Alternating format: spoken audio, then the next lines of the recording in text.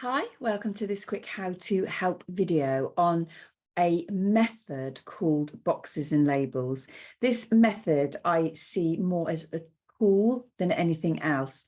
It's a way to structure the information that you've been given in an exam question to help you work out what to do with the numbers. So I call it a tool because sometimes you won't need it. You'll know what you need to do to step through and get to your answer. And so you'll do that with confidence. But then there are other times where you're looking at the numbers and you really don't know what you're supposed to be doing. So learning about how this method works could just make a difference on those types of questions. I've put 3 questions that would all use this method. And these are by far not the only ones that you could apply it to. I've seen it applied to sampling, to pie charts.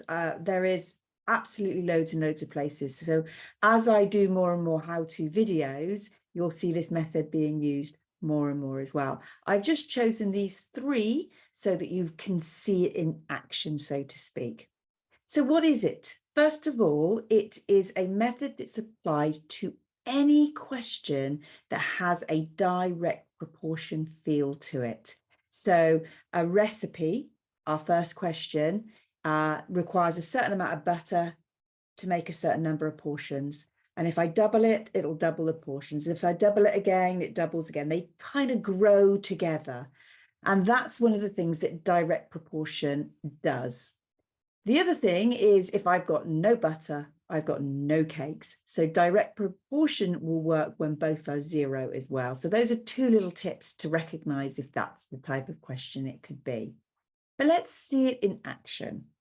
So I call it boxes and labels because we're going to draw this grid. So those are my boxes.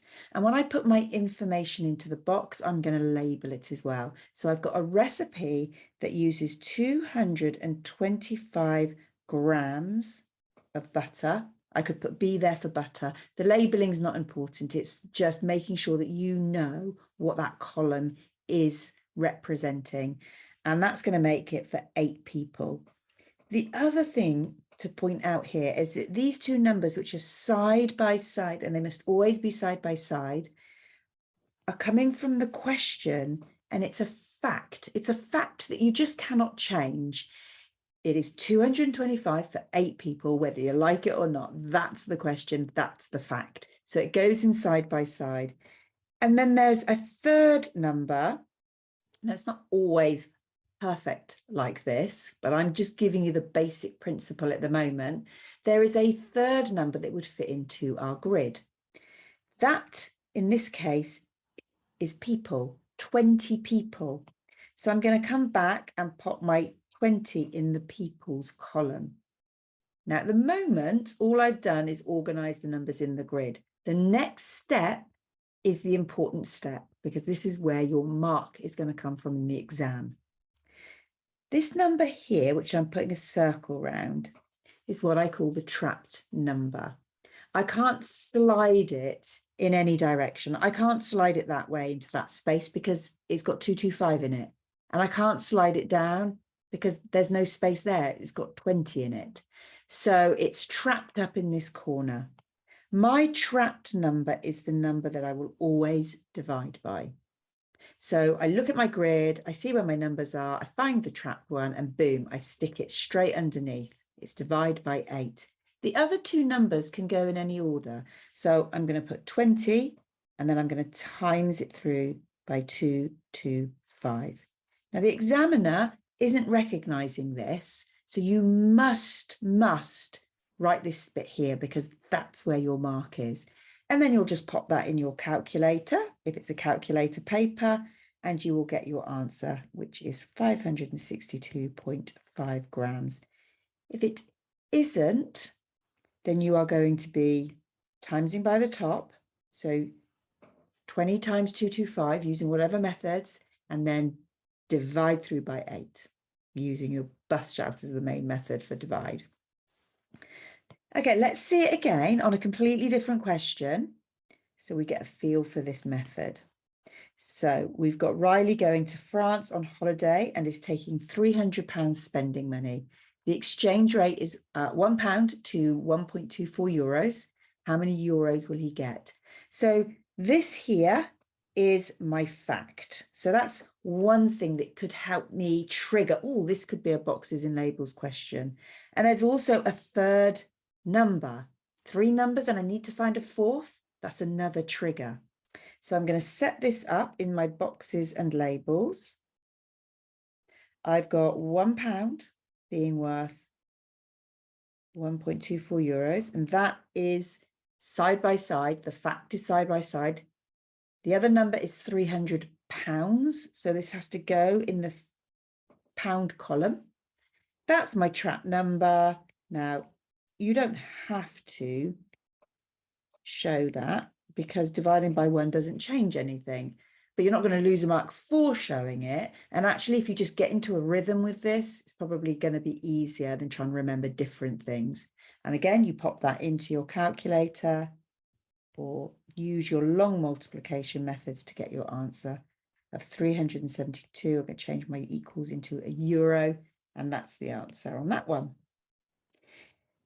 I decided to show it on this shape as well because the shape question isn't as obvious, but it really, really is. The trigger here is that I've got 1, 2, 3 pieces of information. Okay.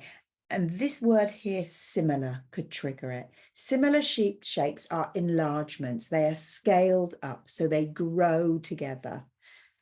Exactly what we need for our boxes and labels. So we set it up. I've got to get the fact out of that question.